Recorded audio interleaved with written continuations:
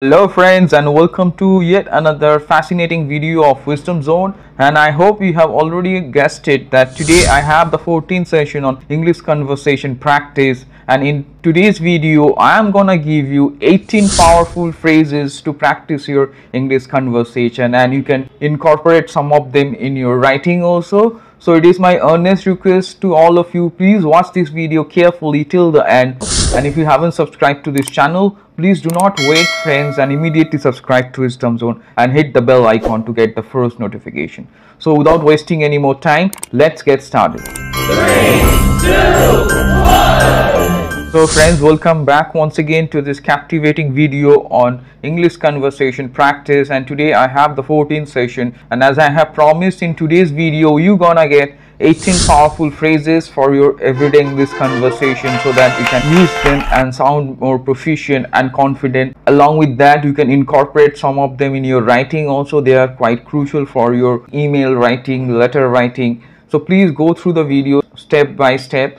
So before I go ahead, let me quickly remind all the viewers that I have provided the previous 13 links on English conversation practice in the description. So if you haven't checked the previous 13 videos, do not forget to check the links given in the description. So without further ado, let's get started. So friends, as I have promised, in today's video I am going to give you 18 powerful phrases for your English conversation practice, and you can incorporate some of them in your writing also. So before I go ahead, let me quickly give you a brief idea about a phrase. As you see on your screen, what is a phrase? So you must be wondering, let me explain it in a clear manner. A phrase is a small group of words used as a grammatical unit that conveys a particular meaning. That's called a phrase. When you use a small group of words, it can be 2 words or 3 words or 4 words as a grammatical unit, and it conveys a particular meaning. That's called a phrase. It may not give you a whole idea, but it's going to convey a meaning and it's going to help you to construct a better sentence. So that's why phrases are so important. There are different types. We have adverb phrase, prepositional phrase, we have adjective phrase, and verb phrase and noun phrase. I'm just going to discuss some important phrases today, 18 important phrases. As you see, some examples are given here. As you see, in time, it's a very important one. Very happy, very slowly. So these are some examples. But today I'm gonna give you 18 powerful phrases, and you can use all these phrases effectively and sound quite proficient, and as I have already mentioned, you can use some of them in your writing also. Let's get started with today's 18 powerful phrases. So as you see friends, the first one is on your screen, that is in my opinion. It's a very useful one. It means to talk about your own opinion. When you want to talk about your own opinion, you start with this in my opinion and then follow it up with your opinion. So let me show you how to use it. As you see the example, in my opinion, he's a nice guy. It is the right phrase to use. Don't say according to me. I'll come to that. I will explain why you should not use according to me. It's a common mistake. Let me show you the second one, that is in my view. It is similar to the previous one. You can use this one also. It is also used to talk about your own opinion, what you want to say. So as you see, the example is on your screen. In my view, things will improve. So that is my opinion here, my view. And as you see, the third one, and when you are talking about a group opinion, maybe you want to talk about opinion of your family or your friends, you all together, then you say in our view. So let me show you how to use it. In our view, pollution will increase rapidly. That is, it's a collective view, and you are using your plural form, not the singular. Up next, we will move on to the fourth one, which is quite important. As I already mentioned, the fourth powerful phrase is according to. And let me make it very clear that it is used to report or refer to someone's opinion and not the speaker's opinion. It is not your opinion. If you want to express your opinion, you have to use in my opinion or in my view. But when you want to report or refer to someone's opinion, then you have to use according to. So let me show you how to use it. According to astrophysicists, it is challenging to make a soft landing on the moon. So it is their opinion. So according to them. But I cannot say according to me. It is grammatically incorrect. Sometimes it is used unknowingly by some speakers. I would recommend you not to use it because it's not grammatically correct. Grammatically correct is in my opinion. When you want to talk about your opinion, it should be in my opinion or in my view. not according to me. So I'm quite sure you have understood. So up next we are going to dive into the fifth powerful phrase for today, that is in the morning. It's a very useful one when you want to refer to something that is going to happen or happens in the morning time. Then you have to use it in the morning, not only morning. So let me show you how to use it. I wake up early in the morning. So that is what I do, so in the morning. Similarly, we can use the sixth one, that is in the evening. When you want to refer to something that happens in the evening, so then you can say that Sam eats snacks in the evening. So like this way you can use in the evening, in the morning, and in the afternoon also you can say. But the seventh one is even more useful, that is at night. When you want to talk about something that happens more or less during the night time regularly, then you have to use at night. It is not good to watch TV at night. So in general you have to use at. So I'm quite sure it's clear. And in general, when you want to talk about anything that is related to night, you use at, not in. It's not good to watch television at night. I'm saying in general it's not good. So that's why at is used here, and then one should use at. Up next we will focus on the eighth powerful phrase, which is extremely helpful, as you see, that is in vain. In vain means unsuccessful or of no value. That's called in vain, something which is not at all productive or unsuccessful. So as you see the example, my efforts were in vain. That means my efforts were totally unsuccessful, or my efforts were of no value. Up next we will turn our attention towards the ninth one, which you see on your screen, that is in spite of. Very useful phrase. Please remember it and try to incorporate it.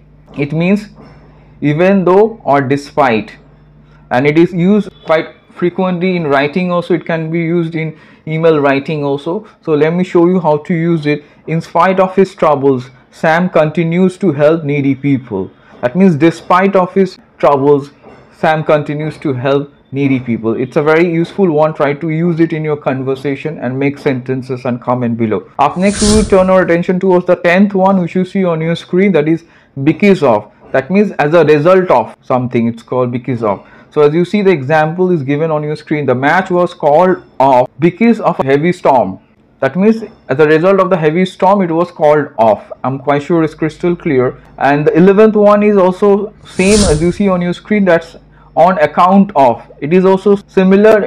It means also because of something. So let me show you how to use it. Tom doesn't drink alcohol on account of his poor heart condition. So because of his poor heart condition, he doesn't drink alcohol. I'm quite sure it's crystal clear. Up next we will focus on the 12th powerful phrase for today, that is extremely delighted. As you see here, extremely delighted is a very useful one, adjective phrase, and extremely delighted means extremely pleased. Let me show you how to use it. I am extremely delighted to announce the engagement ceremony of my son. So whenever you make an announcement or talk about some good news, then you start with I'm extremely delighted. That's the way you can use this very powerful phrase, extremely delighted. Up next we will see the 13th one, that is very keen. It's also quite effective in our everyday conversation. It means very interested or eager to do something. That's called very keen. Let me show you how to use it. I am very keen to know about space expeditions. That means I'm extremely interested or I'm eager to know. I'm quite sure it's crystal clear. Up next, let's turn our attention towards the 14th powerful phrase for today, that is under construction. Very useful for our spoken English. It means something which is being built or fixed. So that's called under construction, that is going on. So as you see the example is on your screen, our new office is under construction. That means it is being built. So it's a very useful one. Try to remember it and incorporate. Up next we will see the 15th one, which is under stress. Again a very important and powerful phrase. It means dealing with anxiety, worry or stress. That's called someone is under stress. So let me show you how to use it. My friend John is under stress. So that means he is dealing with anxiety or worry or stress. So I'm quite sure it's crystal clear. Up next we will see the 16th powerful phrase, which is on your screen, that is by force. Again a very important one. It means using physical power. That's called to do something by force.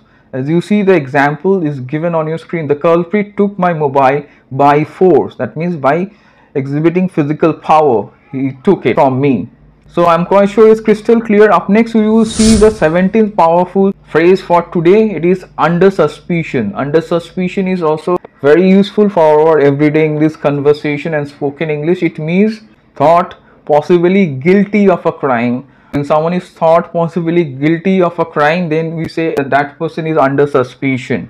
So let me show you how to use it. He is under suspicion of drug smuggling. That means he is possibly involved in drug smuggling. That's why this is used under suspicion. He is under suspicion of drug smuggling.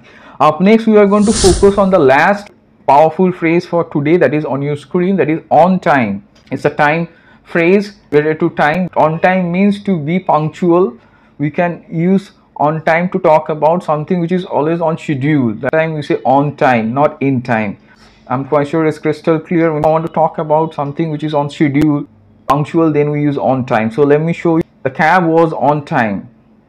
So I'm quite sure it's crystal clear how to use all these powerful phrases. So I have given 18 extremely powerful English phrases, and you can use them and practice your English conversation, and you can incorporate some of them in your writing to express your message very clearly. So I'm quite sure you have also liked this video like my other videos. And again, it is my earnest request to all of you, if you get time, please make sentences and comment below. And if you haven't subscribed to this channel, it is my earnest request once again, please do not forget and immediately subscribe to Wisdom Zone and hit the bell icon to get the first notification. So stay tuned for further informative videos, and do not forget to like, share, comment and subscribe to Wisdom Zone.